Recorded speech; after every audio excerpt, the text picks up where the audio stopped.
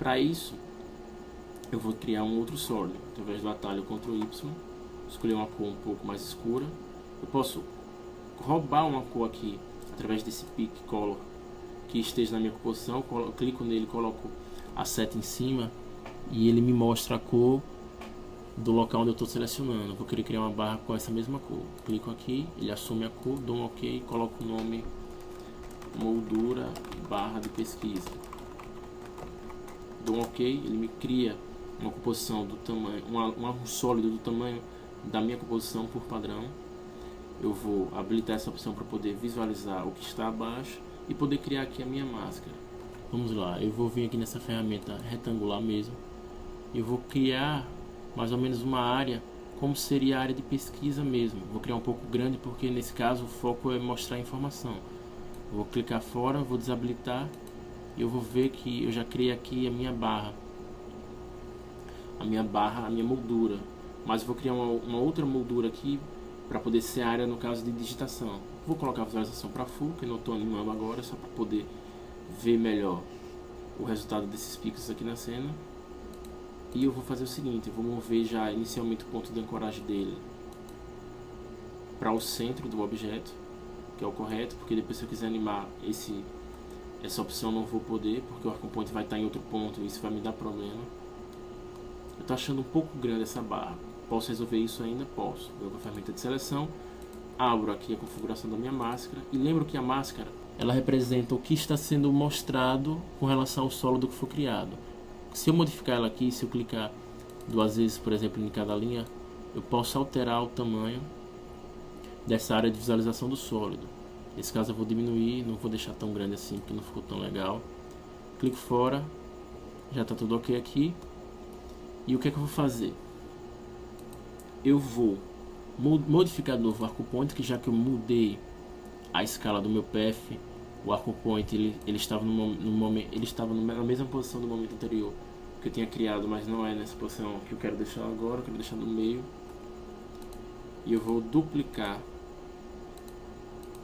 essa camada através do atalho Ctrl D, ou então posso vir aqui em Duplicate, ele vai me duplicar essa camada exatamente na mesma posição da camada de cópia. E o que é que eu vou fazer aqui? Eu vou dar uma escala nessa lei aqui de cima, mas antes eu quero modificar a cor dela. Posso modificar de várias formas. Vamos usar uma forma aqui através do painel efeito, utilizando um filtro de modificação de cor. O painel efeito ele se encontra geralmente por padrão aqui do lado direito. Se eu desabilitá-lo aqui, ele não estiver mostrando para vocês, você pode vir pelo painel Window e vir aqui na opção Efeitos e Presets, que ele volta para lá. Aqui é uma área de pesquisa, posso digitar aqui o nome do efeito que eu quero, ou posso vir por aqui, Effects. Ele não está me mostrando aqui nada habilitado, porque para isso eu preciso estar com o objeto selecionado. Se eu clicar em efeito agora, todos esses efeitos vão ficar ativos. Como eu já sei o nome do efeito que eu vou utilizar, eu vou digitá-lo aqui, fio. Vou diminuir aqui essa barra para poder visualizar.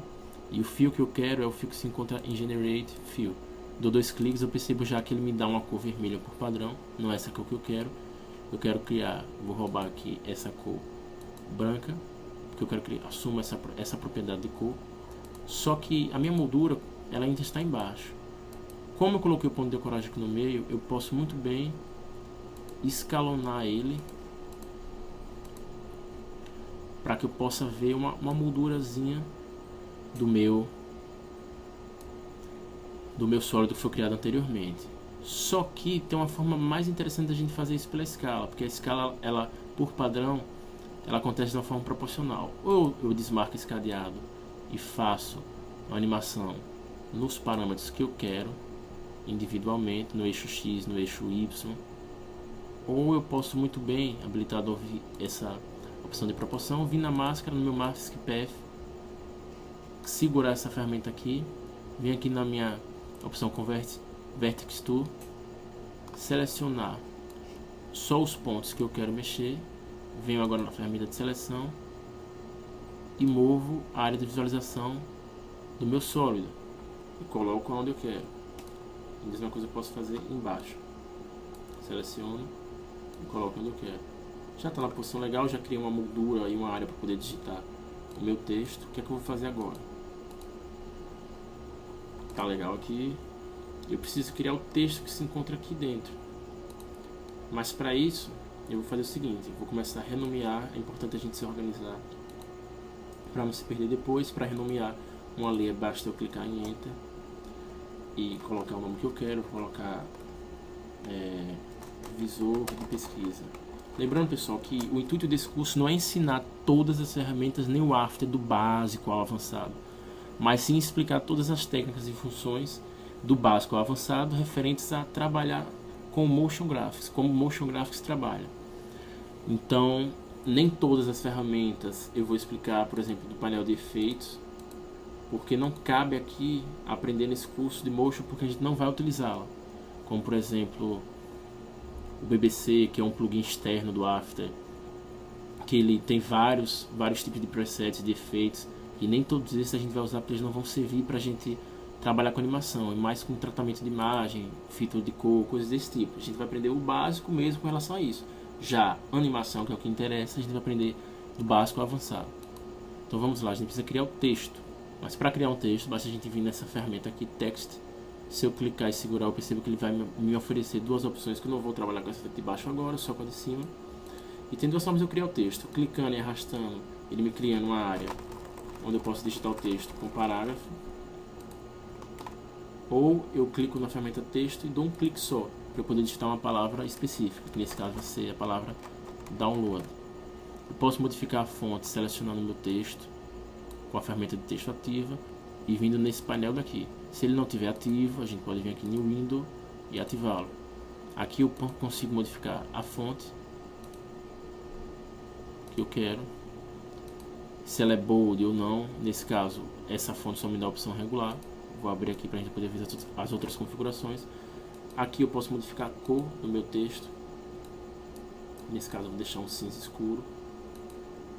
Aqui é a cor de preenchimento do texto, meu stroke, que estava desabilitado.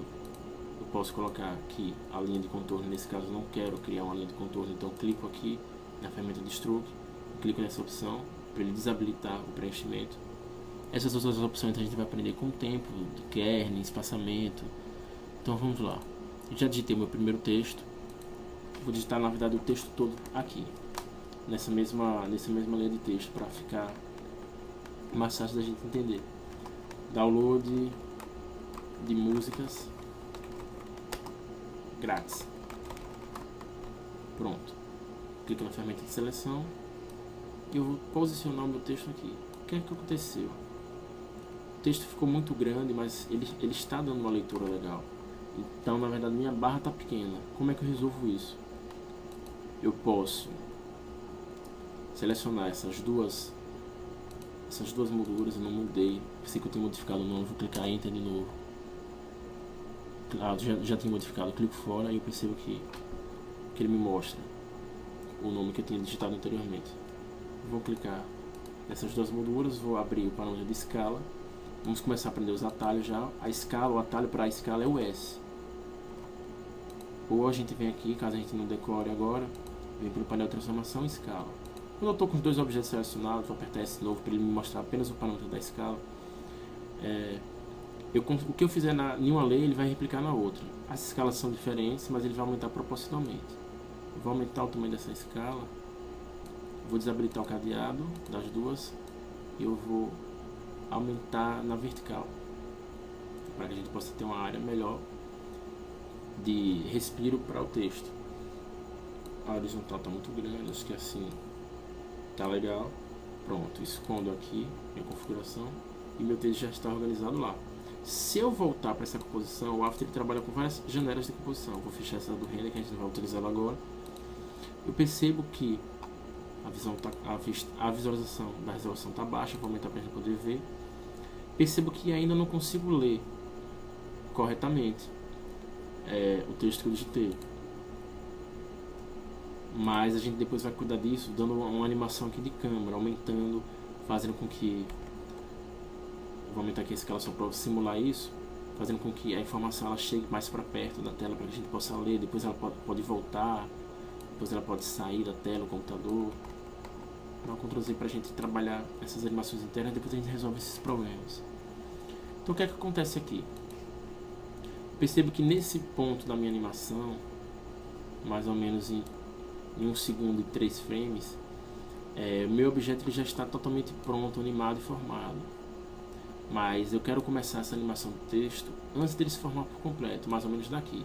Então eu deixo o cursor no frame que eu quero que comece a minha animação, que no caso é 1 segundo. Eu venho para a minha posição de animação do computador e venho aqui para o layer do texto. Eu tenho como marcar essa referência para não ficar toda hora voltando e tentando acertar a posição, clicando nessa ferramenta, que é um marcador do After, segurando e arrastando. Pronto, eu já tenho aqui meu ponto de registro. Agora eu posso mexer no que eu quiser, que eu sei que quando eu quiser que o texto surja, basta eu colocar ele na direção desse marcador, o meu cursor, que é nesse ponto aqui que eu marquei, que eu vou começar a animação do texto.